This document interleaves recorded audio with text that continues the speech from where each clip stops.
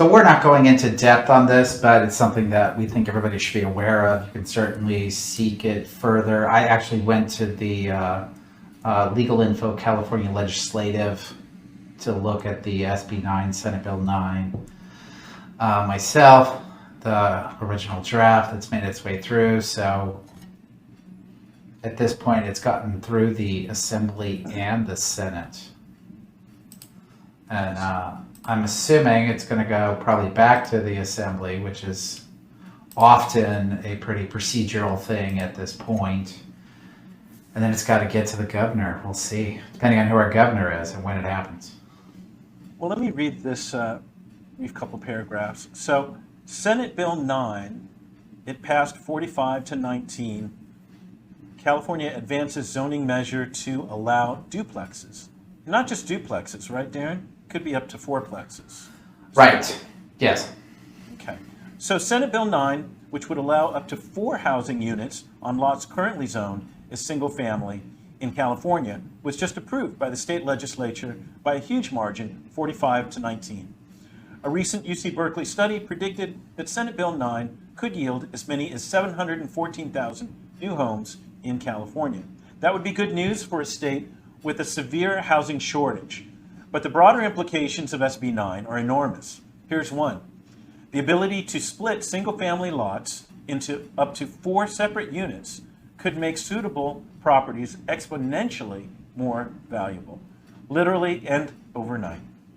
The bill still has to be approved by Governor Newsom, but a bigger question might make the sweeping legislation entirely pointless in a drought-stricken state where there's not enough to go around for the current population. Where exactly would California get the water for all those new homes? Wow. Well, Future. I don't know if it'd be new homes. We're trying to fill the void for people that are already here.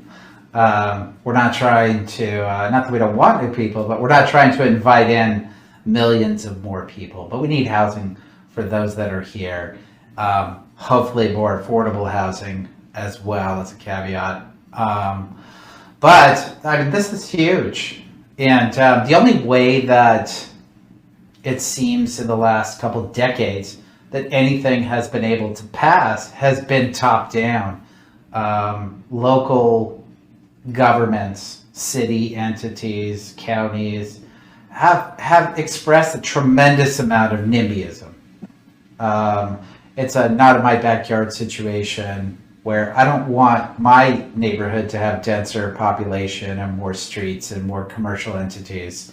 So it's where the ADU laws came from. They came from the state down, where and that's where it's having to be sourced to infuse more housing.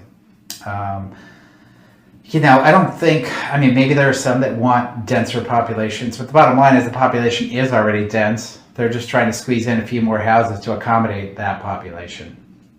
And it looks like it's most likely going to pass. I have no idea if there'll be pushback in any way from city entities. That's my next question. Yeah. Sure.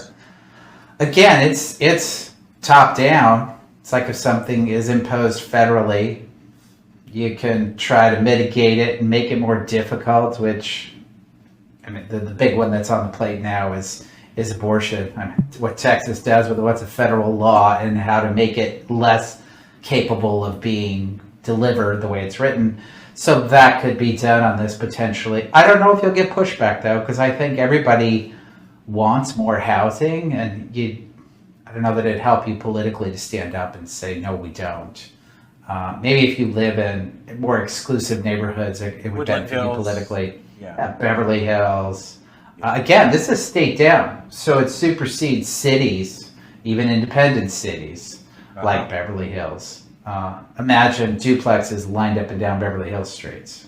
I don't think so. I was thinking of my own place. Not a big lot, a little under 5,000 square feet. I was trying to find where I could put those 3 units. Right. It's kind of tough. So that's a great point, Joe. And that is that they're not just saying outright you can build 4 units in any configuration that you desire, right? And those will be some of the limitations that local governments can impose. You'll still have front yard, rear yard setbacks. You'll have side yard setbacks. You'll have height restrictions, and potentially some continuity components depending on neighborhoods. So those will have to be crafted locally. I remember when ADU was being worked on back in 2009, 2010. We were giving, as a local nonprofit organization, kind of some feedback to the city. And we had a very strong planning and land use committee in Echo Park. And we were preparing that and crafting our suggestions to send them to the city, who were sending them off to the state to try to help guide some of the components of how they would structure the ADU laws.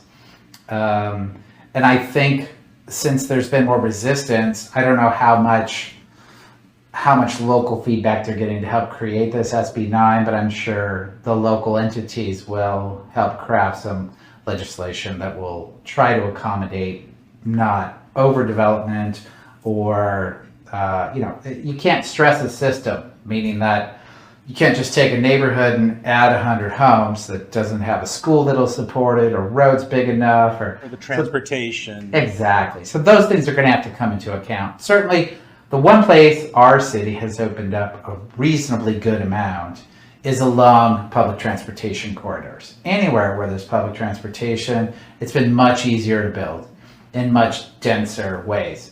And the neighborhoods we live in Northeast, there's a lot of underdeveloped commercial corridors, a ton of them.